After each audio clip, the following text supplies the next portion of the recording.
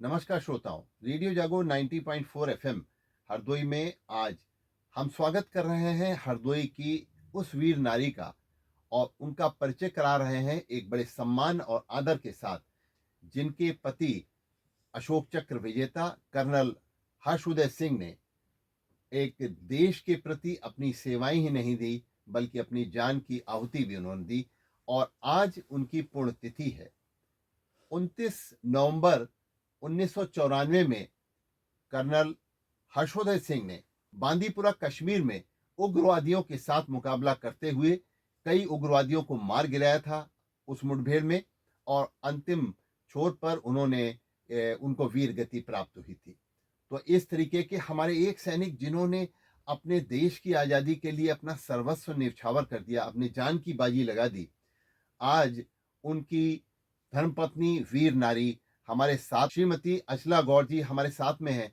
तो आइए हम उनका परिचय कराने के साथ आपको बताते हैं कि लेफ्टिनेंट कर्नल हर्षोदय सिंह हरदोई के नीर गांव के निवासी, और 1995 में उनको अशोक चक्र से मरणोपरांत ये सम्मान 26 जनवरी 1995 को आप ही को दिया गया।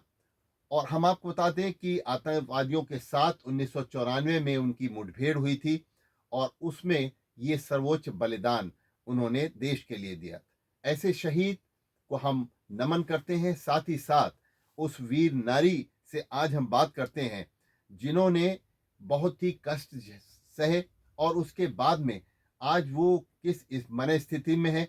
आज एक देश में वीर नारियों को, आज देश की नारियों को वो एक संबल ही नहीं प्रदान कर रही हैं, बल्कि उनके अंदर देशभक्ति, राष्ट्र प्रेम की जिस भावना को बता रही हैं, जिस भावना को वो लोगों में जगा रही हैं, उसके लिए हम आपको साधुवाद देते हैं। हम आपको बता दें, लेफ्टिनेंट कर्नल हर्षोदय सिंह को मरणोपरांत अशोक चक्र से सम्मानित किया गया। ये बलिदान उन्होंने आतंकवादियों के साथ मुठभेड़ में अदम्य साहस और सर्वोच्च बलिदान जो उन्होंने 1994 में किया, उसके लिए मिला। जैसा कि हमने आपको बताया है, उनका जन्म स्थान हरदोई का ही ये नीर गांव यहाँ पर है। शहर से लगभग 7-8 किलोमीटर दूर वहां पे है।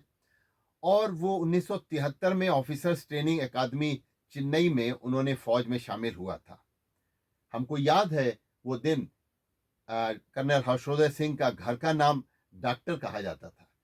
हम उनके बचपन के उनके मित्र रहे, इसलिए हमको उनकी वीरता, उनका साहस और उनका अदम्य पराक्रम की जो बातें वो हमारे साथ किया करते थे, और जब वो फौज में भर्ती हो गए, उसके बाद में आकर के अपनी फौज की ट्रेनिंग के दौरान और उसके बाद में जिस तरीके से वो बात किया करते थे देशभक्ति की, देश के प्रति सर्वोच्च न्यौछावर होने की, आज हमारे रोए उसको सुन करके, उसको याद करके भी कभी कभी खड़े हो जाते हैं।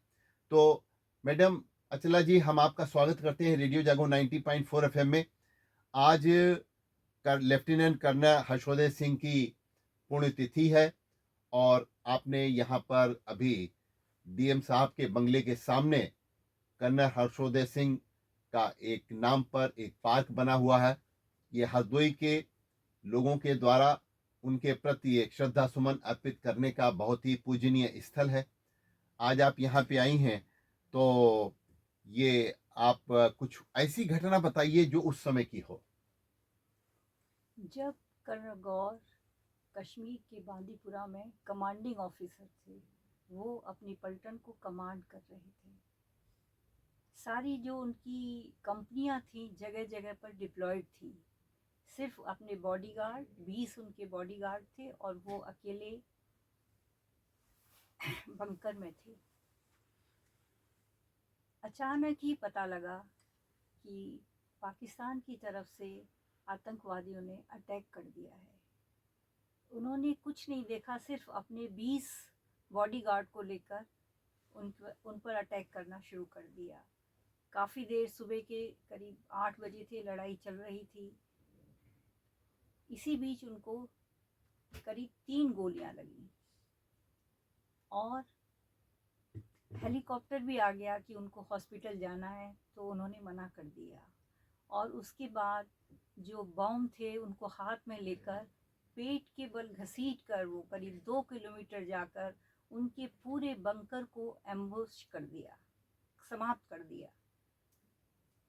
तब तक उनको एक गोली और लग चुकी थी। इस तरह उनको 4 गोलियां लगी। उसके बाद वो हॉस्पिटल गए, ऑपरेशन हुआ, पर वो सरवाइव नहीं कर सके। फिर उस दिन मैं महू में एसएफ जो जहाँ पर फैमिली अलाउड नहीं होती, हर स्टेशन में सेपरेटेड एकोमोडेशन होती है, मैं वहाँ पर रह रही थी। मेरा बेटा 2 साल का था और बेटी 4 साल की थी। वहाँ के जनरल को जैसे ही मैसेज आया, उन्होंने कहा नहीं, आज उसको पूरे तरह सो जाने दो, कल सुबह बताएंगे। फिर नेक्स्ट डे जब वो दोनों जनरल और उनकी वाइफ मुझसे मिलने आए, तो कुछ लगा कि कहीं कुछ गड़बड़ तो है। और फिर उन्होंने मुझे बताया।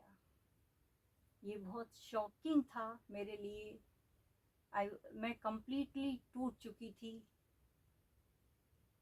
फिर धीरे धीरे अपने आप को उस लाइन पर लाई मैं, और फिर बच्चों को बड़ा किया, सब किया मैंने। तो आज देखिए, देश की नारियों के लिए आप एक वीर नारी हैं, जिन्होंने देश में जो लोग आज हम सुख, अमन, चैन और शांति से जिस तरीके से अपना जीवन व्यतीत कर रहे हैं, उसके पीछे हमारे इस फौज के उन लोगों का कहीं न कहीं लहू है, जो लोग आज देश की रक्षा में अपना सर्वस्व न्यौछावर कर रहे हैं।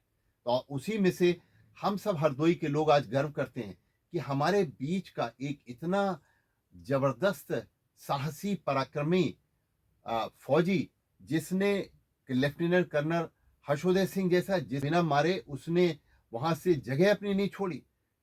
हमको ऐसा भी बताया गया है, आपको शायद ज्यादा पता होगा, कि कर्नल हर्षोदय सिंह के जब गोली लग गई थी, उससे पहले, क्योंकि वो कर्नल थे, तो कर्नल को फौज में एक उनको जैकेट दी जाती है, लाइफ सेविंग जैकेट, वो उनको दी गई थी, लेकिन उन्होंने खुद नहीं पहनी, और बल्कि अपने एक दूसरे हवलदार को वो पहना दी थी कि नहीं तुम पहनो, हम तो ऐसे ही लड़ लेंगे। क्या ऐसा भी कुछ? हाँ, एक हमारे जवान के पास वो जैकेट नहीं थी, तो उन्होंने अपनी दे दी। जवान ने बहुत मना किया तो बोले नहीं, कमांडिंग अफसर को इतनी ज़रूरत नहीं है जितनी तुमको ज़रूरत है, और वो उन्होंने उसको पहना दी थी। देखिए कितना बड़ा गर्व होता है कि एक ऐसे हमारे हरदोई के वीर, पराक्रमी, साहसी फौजी पर, जिसने फौज में रहते हुए अपनी सुरक्षा के लिए, उसकी सुरक्षा के लिए जो जैकेट दी गई, उसने अपना न पहन करके उसके जो अंडर में एक फौज का सिपाही था, हवलदार था, जिसके पास लाइफ सेविंग जैकेट नहीं थी, उसको उसने प्रदान कर दी, और उसके जीवन की रक्षा की, और अपने जीवन को उसने देश के लिए आहुति लगा दी। तो हम सैल्यूट करते हैं उनकी उस वीरता को, उनके उस पराक्रम को। हम नहीं, पूरा देश सैल्यूट करता है, और पूरे राष्ट्र ने उनको नमन किया है, क्योंकि देश का सबसे बड़ा वीरता का जो पुरस्कार है वो अशोक चक्र है, और अशोक चक्र हमेशा 26 जनवरी की परेड में दिया जाता है, और वो सम्मान आपने मरणोपरांत 1995 में ये प्राप्त किया है, 26 जनवरी को। इसके लिए हम आपको सैल्यूट करते हैं। देखिए, एक व्यक्ति जो देश के प्रति अपने जीवन की आहुति लगा करके चला जाता है, लेकिन आज हम सब लोग उसका एहसास नहीं करते कि उसके परिवार वालों को उसके बाद में कितना कष्ट सहना पड़ता है। लेकिन आज देश संबल दे रहा है ऐसे लोगों को।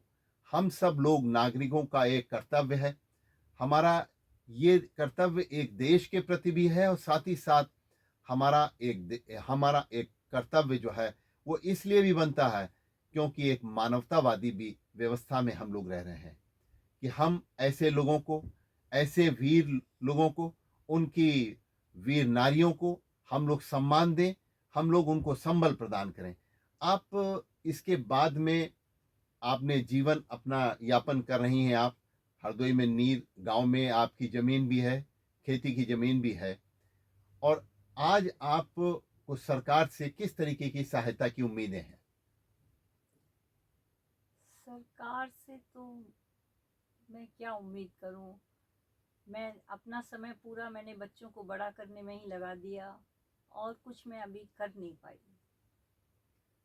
देखिए, न तो इनके पास अशोक चक्र विजेता कर्नल हर्षोदय सिंह की पत्नी के पास न तो एक भी गैस एजेंसी है, न एक भी पेट्रोल पंप है, न सरकार के द्वारा इनको कोई भी कहीं पर भी जमीन इनके नाम अलॉट की गई है। जबकि आपको सबको हमको सबको मालूम है कि देश के हमारे रक्षा मंत्रालय ने इस तरीके की सुविधाएं तो जो देश के प्रति अपने जीवन की आहुति देते हैं हमारे सैनिक उनको उनके लिए की हैं।